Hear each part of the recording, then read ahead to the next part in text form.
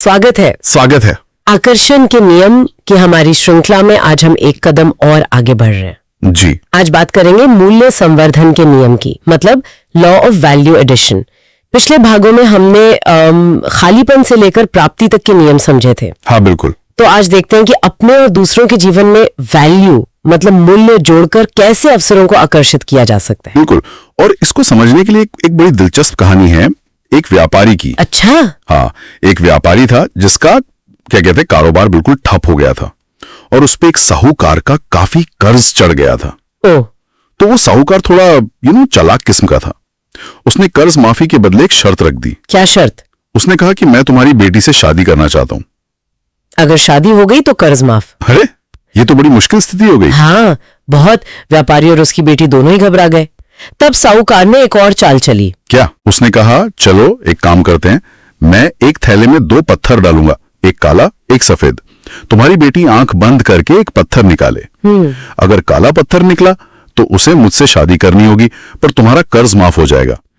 और अगर सफेद निकला तो शादी नहीं करनी होगी और कर्ज तब भी माफ। सुनने में तो ये फिर भी थोड़ा बेहतर लग रहा है, पर इसमें भी कोई पेंच होगा जरूर। बिल्कुल पेंच था। साहूकार जब पत्थर उठाने के लिए झुका तो उसने चालाकी से थैले में दोनों ही पत्थर काले डाल दिए। ओह। और ये बात उस लड़की ने देख ली। अच्छा, अब क्या करे वो? अगर सच बताती है तो साहूकार मानेगा नहीं। हाँ, वो कोई बहाना बना देगा।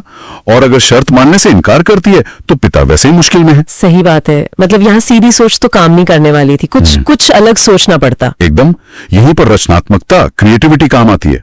तो उस लड़की ने क्या किया पता है? क्या किया? उसने थैले में हाथ डाला, एक पत्थर निकाला और जैसे ही निकाला जानबूझकर उसे नीचे गिरा दिया। अच्छा। हाँ, और वो गिरा भी ऐसी जगह जहां बहुत सारे कंकड़ पत्थर पहले से पड़े थे, तो वो मिल गया उनमें। हाँ हाँ। फिर वो बड़ी मासूमियत से बोली, अरे ये क्या हुआ, मुझसे गलती से गिर गया, पर कोई बात नहीं। कोई बात नहीं? कैसे? उसने कहा थैले में जो दूसरा पत्थर बचा है उसे देख लेते हैं, उससे पता चल जाएगा कि मैंने कौन सा पत्थर उठाया था। वाह, कमाल है। क्योंकि थैले में तो काला पत्थर बचा था। हाँ, तो सबने मान लिया कि जो गिरा है वो सफेद ही होगा। बिल्कुल। तो शर्त के हिसाब से कर्ज भी माफ हो गया और शादी भी नहीं करनी पड़ी। क्या बात है! इसे कहते हैं वाकई लीक से हटके सोचना। जी, इसी को लैटरल थिंकिंग कहते हैं।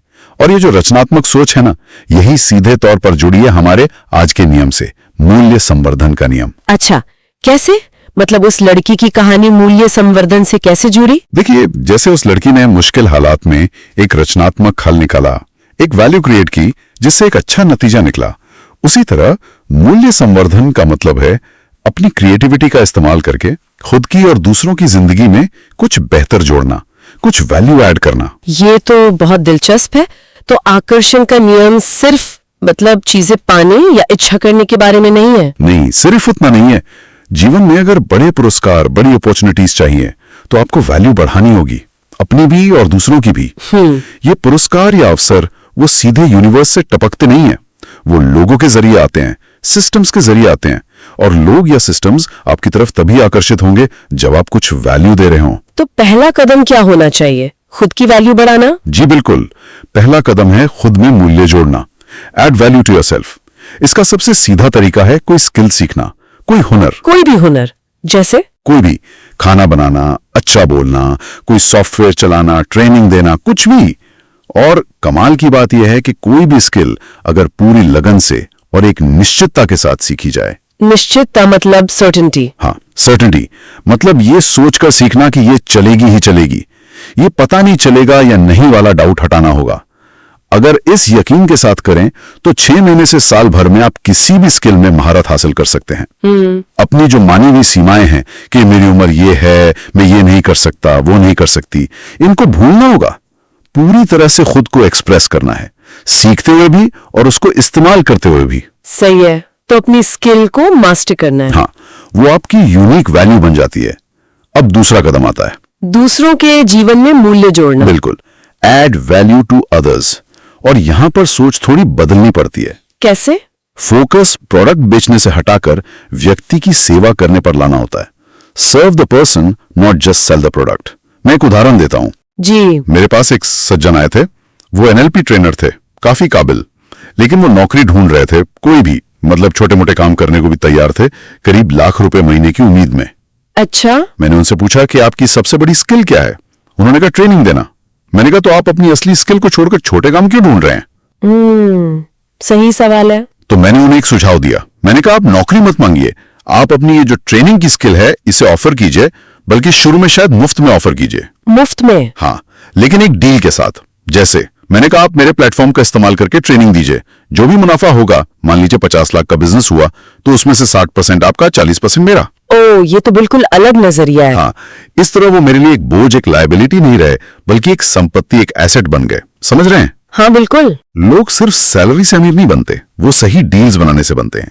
जब आप अपनी स्किल से किसी और की जरूरत पूरी करते हैं या उनकी कोई समस्या हल करते हैं, तो आप असल में वैल्यू ऐड कर रहे होते हैं। ये बात तो समझ में आई, लेकिन जैसे आपने कहा अपनी स्किल शुरू में फ्री में देना, इसमें ये डर नहीं रहता कि लोग बस फायदा उठाएंगे? देखिए, ये एक वैलिड सवाल है, पर यहां सोच सिर्फ मुफ्त सेवा की नहीं है।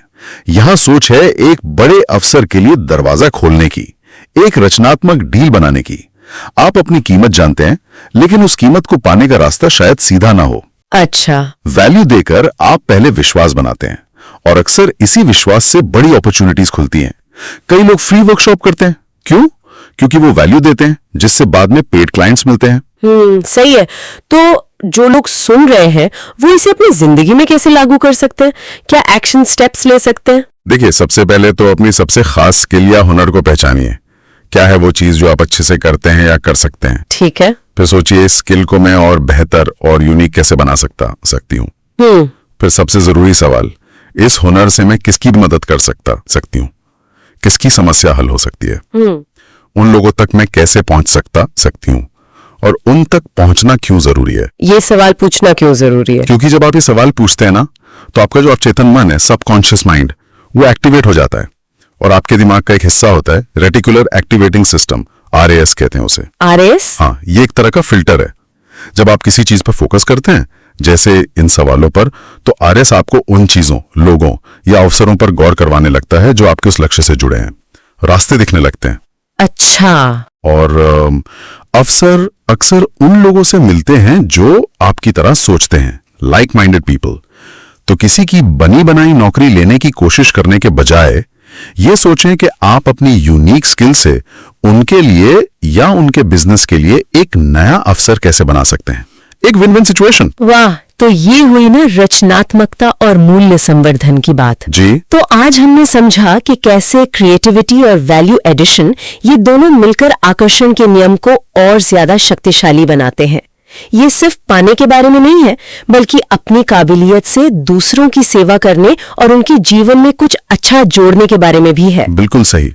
और जाते जाते सबके लिए सोचने के लिए एक विचार छोड़ते हैं। जी। अगर आप अपनी सबसे यूनिक स्किल को पहचान कर उसे किसी और की जरूरत पूरी करने या उसके जीवन में वैल्यू ऐड करने के लिए एक रचनात्मक डील के रूप में पेश करें, तो सोचिए वो कौन से नए दरवाजे खोल सकता है, कौन सी नई संभावनाएं पैदा कर सकता है।